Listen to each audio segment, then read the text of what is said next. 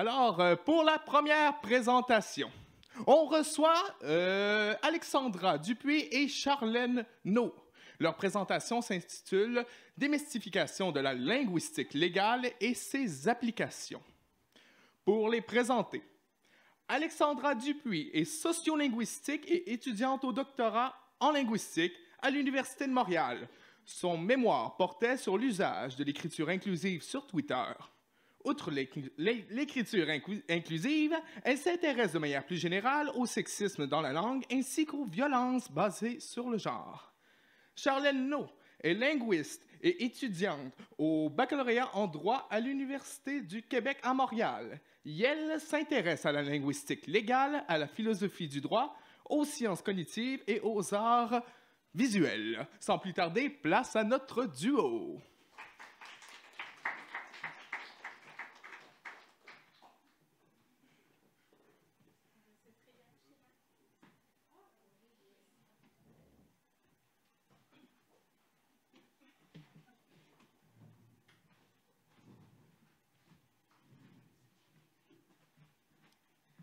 Bonsoir. Donc, je me présente. Moi, c'est Alexandra. Moi, c'est Charlène. On avait une troisième collègue, Marianne, qui malheureusement ne peut pas être ici ce soir parce qu'elle habite à Toronto. Mais c'est un projet qui est mené à trois. Donc, pour commencer, je trouvais ça vraiment important de donner un trauma avertissement puisque dans le cadre de la présentation qu'on va vous faire aujourd'hui, on va parler de cas d'agression sexuelle ainsi que de racisme dans un contexte judiciaire, plus particulièrement dans le cadre d'un procès pour le meurtre de Trayvon Martin. Donc, nous allons vous présenter ce que c'est la linguistique, parce qu'il y a très peu de personnes qui savent ce qu'on fait. On va vous parler de linguistique légale, ainsi que d'un cas sur lequel nous travaillons en ce moment, donc une étude qui est en cours. Tout d'abord, à main levée, j'ai une question pour vous. Selon vous, que font les linguistes? Est-ce que nous écrivons des dictionnaires? Est-ce que nous parlons plusieurs langues? Est-ce que nous traduisons des textes? Ou est-ce que nous sommes vraiment bons et bonnes en français? 4. Ouf! 5. Il n'y a pas 5. Il y a juste 4 options. D'accord. OK, 3. Bien, c'est un piège. Aucune de ces questions. Donc, la linguistique, c'est l'étude scientifique du langage. Donc, on va étudier les sons, on va étudier la construction des mots, la construction des phrases, comment la langue, elle interagit avec la société, comment on interprète la langue. Et ça, ce ne sont que quelques domaines parmi les multiples domaines qui s'appliquent à la linguistique. Merci. OK, alors nous, on s'intéresse au lien entre... Oui. Ah, tu veux que je me déplace là? Non? OK. Je ne comprends pas la demande. Ça, on appelle ça un échec pragmatique en linguistique, pour ceux que ça intéresse. Okay. On s'intéresse au lien entre... C'est pas ta faute. On s'intéresse au lien entre la linguistique et le droit. Donc, plus précisément, on s'intéresse aux discours qui sont présents dans les procès. Et on s'intéresse aussi au lien entre la sociolinguistique et le droit. Une note qui est très importante pour nous à souligner, c'est que le langage, contrairement à ce qu'on peut penser, c'est pas un médium qui est objectif. En fait, la façon dont on parle est toujours teintée, par exemple, des institutions qui nous gouvernent. Ici, ce qui nous intéresse, ce sont les institutions juridiques, mais on peut parler de d'autres types d'institutions, d'autres types de systèmes comme le patriarcat, l'hétéronormativité, etc. Donc, ça ne représente pas nécessairement à 100% l'état d'esprit d'une personne. Ça s'inscrit toujours dans un contexte social. C'est pas pour dire qu'il n'y a pas de réalité. Oui, il y a bel et bien une réalité, mais en fait, la réalité, elle est médiée par le langage et la façon dont on utilise la langue va nous donner un aperçu de comment est la réalité. Alors, comme je disais, nous, on s'intéresse notamment au procès. Ici, on voit clairement une techniques de mitigation, des diffusions de et de l'obscurcissement de l'agentivité de l'agresseur. Donc, on dit ici « grab her by her hair ». On dit « your hand entwined in her hair ». Donc, ici, « your hand », c'est pas vraiment l'agent, on parle vraiment de la main de l'agresseur présumé. Donc, c'est une façon d'enlever sa responsabilité lors d'un interrogatoire sur une agression sexuelle. Ici, pour vous parler aussi de d'autres techniques de mitigation, il faut qu'on explique c'est quoi la différence entre une phrase active et une phrase passive. Donc ici, on a une phrase active à gauche. Donc, on a l'agent Salem, qu'on voit ici, c'est le gentil chat, qui est l'agent. Il mange le patient, pas un patient en vrai, là. On parle de la crêpe, c'est juste des termes linguistiques. Puis là, ici, on a le patient, la crêpe, qui se retrouve en position sujet dans la phrase passive et l'agent, Salem, se retrouve dans la position du complément.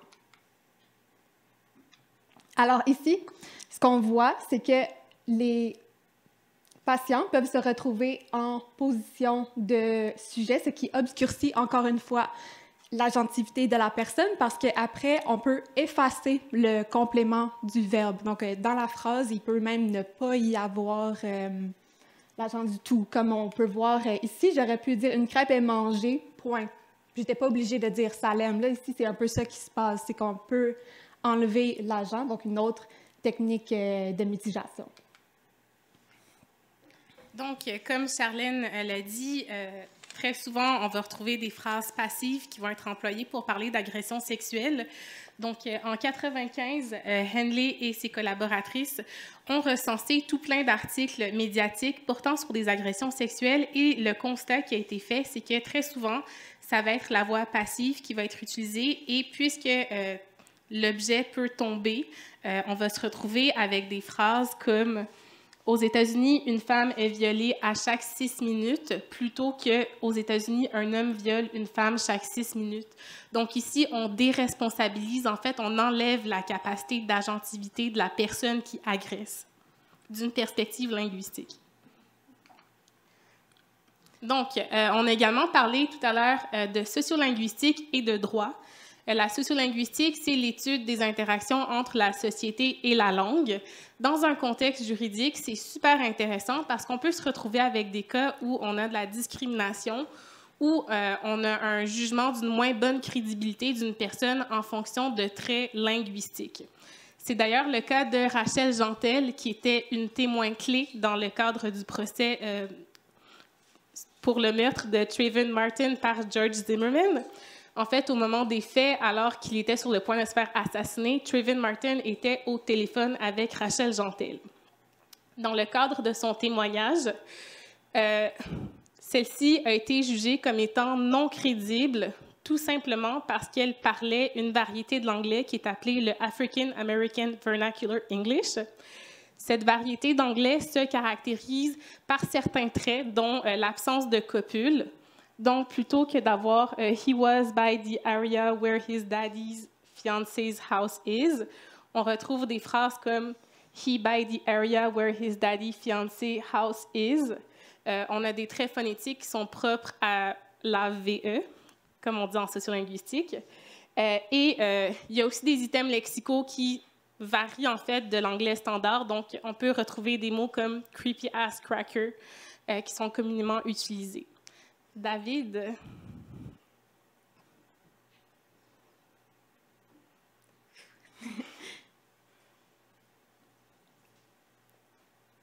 Objection is narrative. It is overruled. You may ask your next question. After he said that, what did you say anything back to him, or did he say anything back to you? Yes, I asked him how the man looked like. He just told me my man looked creepy. And He said the man looked creepy. creepy white. Excuse my language, cracker. Okay, and what did you say? Okay, they're having trouble hearing you, so take your time. Creepy ass cracker. Okay. On peut Creepy fermer ass l'extrait. cracker. Donc, dans le cadre de ce procès, ce qui a été découvert par les linguistes qui ont mené l'étude, c'est que le témoignage de Rachel Gentel a été considéré comme étant non crédible, tout simplement parce que les membres du jury avaient des préjugés à l'égard du African American English, Vernacular English, qui est une variété d'anglais qui est hyper stigmatisée aux États-Unis. Donc, c'est ça. À moi? Okay. Donc, ce qui est vraiment important à savoir, c'est que les recherches en linguistique légale peuvent permettre, en fait, de mettre en lumière des injustices qui ont eu lieu dans le cadre de procès à l'aide de nos outils de linguistes. Maintenant, on va vous présenter l'étude qui est en cours. Actuellement, nous sommes en train de mener une étude sur la couverture médiatique de dénonciation d'agressions sexuelles à l'ère du MeToo. Donc, on étudie 4 cas présentement, Marie-Pierre Morin, Julien Lacroix, Gilbert Rozon et Éric Salvaille. On a recensé un corpus du Journal de Montréal, La Presse, ainsi que Le Devoir. Aujourd'hui, on va vous présenter un des multiples items qu'on est en train d'analyser, soit l'occurrence du mot « viol ». Dans notre corpus, on s'est rendu compte que dans le cas de Rozon, il y avait 73 occurrences du mot « viol ». Dans le cas d'Éric Salvaille, il y en a 3. Et dans le cas de Julien Lacroix, il y en a 1. Il n'y a aucune occurrence du mot « viol » pour le cas de Marie-Pierre Morin, et c'est normal parce qu'il n'y a aucune dénonciation publique qui a été faite à l'égard d'un viol. Oui, alors, un des items lexicaux qu'on a analysé, c'est le mot « viol », comme Alexandra l'a dit. Dans le cas de Gilbert Rozon, ce qui est intéressant, en fait, c'est que le mot « viol » faisait partie du Code criminel. Avant 1983, ça faisait partie des infractions. Par la suite, ça l'a changé pour le mot « agression sexuelle », donc pour inclure les agressions qui ne sont pas nécessairement causées par la pénétration d'un homme. Donc, ici, ce qui est intéressant, c'est qu'on a l'utilisation du mot « viol », alors que ce n'est plus une infraction qui est inscrite dans le Code criminel. On réfère à des événements qui se sont produits par le passé. Ce qui est intéressant aussi, c'est que c'est un terme qui est assez lourd, qui est très, très connoté dans notre imaginaire collectif. Donc, on a l'impression que ce qu'on accuse ici, c'est quelque chose d'extrêmement grave aux yeux du public. Même chose un peu ici, dans le cas d'Éric Salvaille, on a encore une fois l'utilisation du mot « viol », mais ici, c'est dans le cadre d'un discours rapporté. Donc, on cite une autre personne. On cite en l'occurrence ici la victime Donald Duguay. Ce qui permet au journal ici, en fait, de se dédouaner du propos, tout en ayant un imaginaire assez intense entourant l'agression sexuelle qui a eu lieu. Ici, on a utilisé, on étant pas moi, mais le journal. Donc, le mot « viol » a été utilisé ici avec les qualitatifs présumés pour, en fait, atténuer l'intensité, en fait, de ce mot-là, ce qui est, encore une fois, assez intéressant comme accord de mots. Donc, on analyse, nous, beaucoup d'autres items lexicaux. On analyse aussi les discours qui sont utilisés dans les journaux en fonction de l'agentivité syntaxique qu'on vous a présentée un petit peu plus tôt. Puis pour en savoir davantage, en fait, vous pourrez nous voir à l'ACFAS dans le cadre de la linguistique légale au Québec et dans la francophonie. Et vous pourrez aussi nous voir en Ontario. Déplacez-vous en Ontario pour venir nous voir au Canadian Symposium on Language and Law. Et on a pensé que ce serait intéressant de mettre des ressources au cas où une personne ou des personnes que vous connaissez sont victimes de violences sexuelles, de violences conjugales. Ici, on a InfoAide, on a les CALAX et on a SOS Violences conjugales. On vous remercie pour votre écoute. Merci.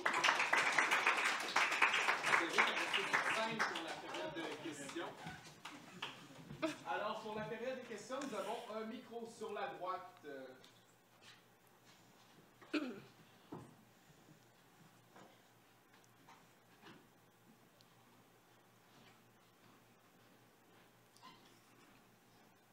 Bien, je vais me lancer avec une première question. Oui. Alors, dans le cas de votre présentation, c'était vraiment une application légale de la linguistique et je serais intéressé, dans quelle autre sphère est-ce qu'on peut appliquer la linguistique? Par exemple, est-ce que ça peut être la philosophie ou justement...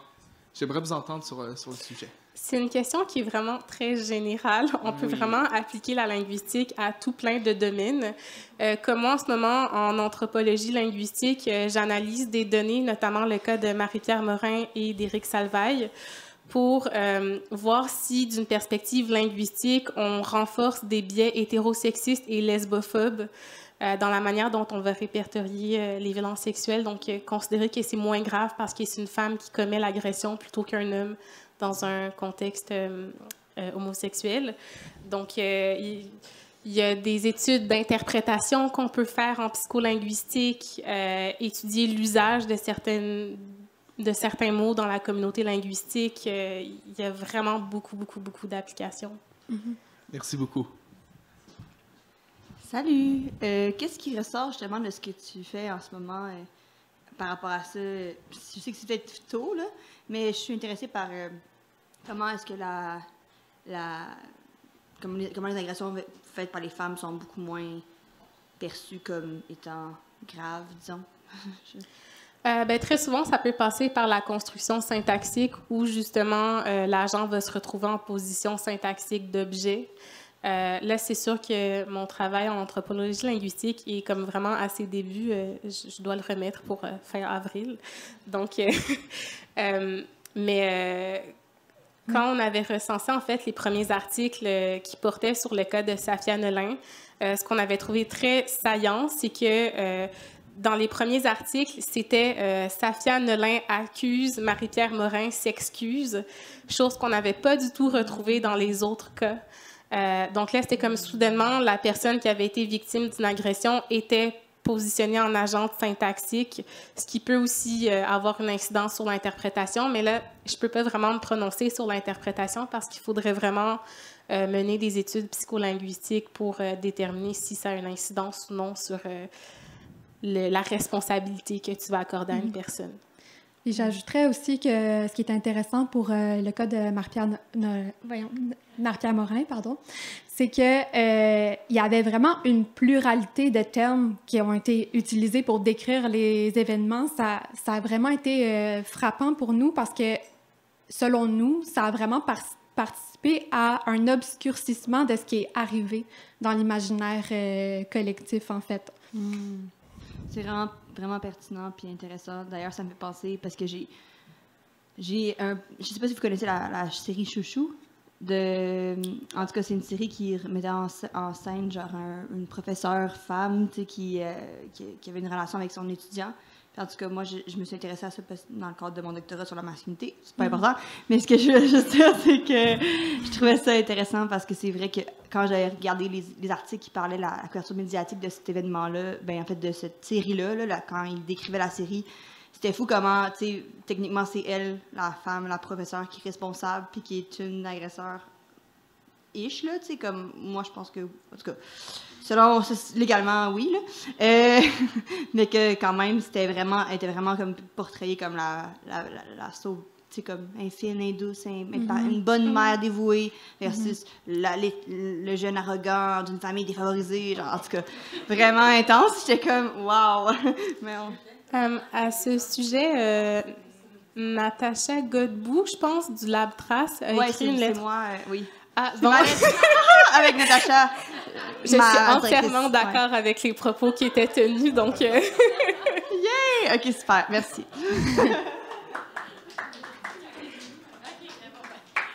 On a-t-il le temps pour une dernière?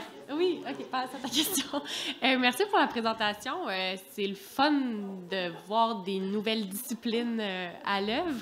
Moi, je me demandais, une fois que vous avez des résultats, vous faites quoi avec ça? J'imagine que c'est dans l'objectif de changer les procédures juridiques, faire une réflexion collective. Mais je me demandais comment ça s'inscrivait dans le concret, s'il y a réponse. La première réponse qui me vient à l'esprit, c'est une sensibilisation des juristes en fait, eux-mêmes dans les interrogatoires avec les accusés, les témoins, voir plus précisément c'est quoi les techniques de mitigation que les gens peuvent utiliser pour se dédouaner, en fait, de ce qui est arrivé. Parce qu'après, quand on voit comme ces techniques-là, on peut y être davantage sensible, puis se dire, OK, il y a quelque chose qui se cache derrière ça. On espère aussi, au final, que les juges aussi soient sensibles à la façon dont la langue est utilisée en droit. La langue, c'est un vecteur extrêmement important, en fait, du droit, donc on espère vraiment sensibiliser de façon large. Puis, ce qu'on n'a pas mentionné, c'est qu'en linguistique légale, il y a beaucoup de recherches qui ont été effectuées en anglais, très peu en français, donc c'est vraiment une discipline qui commence à se développer dans la francophonie, particulièrement au Québec, donc on se dit, ben nous aussi, on veut rajouter de la documentation de phénomènes au Québec, puis ça nous permet aussi de voir comme l'évolution de ces phénomènes à travers le temps, voir si d'une manière implicite, il y a des changements linguistiques dans la manière de parler de ces événements qui ont été effectués ou non, parce que les 4 cas qu'on documente, il y en a 2 qui se sont inscrits dans la première vague du MeToo, alors que les 2 derniers se sont inscrits dans la deuxième. Donc, on va pouvoir faire des analyses comparatives par rapport à ça. Parfait, merci beaucoup. Merci à toi. Salut! Je sais pas si on a le temps pour une dernière question. J'ai retrouvé ma question. Tantôt, vous avez parlé de psycholinguistique. Moi, je me demandais, est-ce que vous allez faire vos analyses ensuite pour être un terreau fertile pour mener des études de psycholinguistique par la suite? Puis si oui, sous quel angle ça pourrait avoir? Puis qu'est-ce que ça pourrait changer là, au niveau de tout ça, finalement? Je peux répondre? Moi, j'ai vraiment hâte de faire les études en psycholinguistique. Essentiellement, ça serait juste pour voir à quel point, parce que oui, en tant que personne locutrice, en tant que linguiste, puis aussi en vertu des informations que j'ai par rapport à ce qui a été fait en anglais, je peux me faire une idée approximative de l'effet de certaines constructions dans l'interprétation, mais ça reste encore super biaisé, donc c'est plus intéressant d'une perspective scientifique d'aller chercher un groupe de personnes locutrices du français québécois, puis d'aller voir auprès de ces personnes, OK, vous interprétez comment ces constructions syntaxiques ou l'emploi de certains items lexicaux.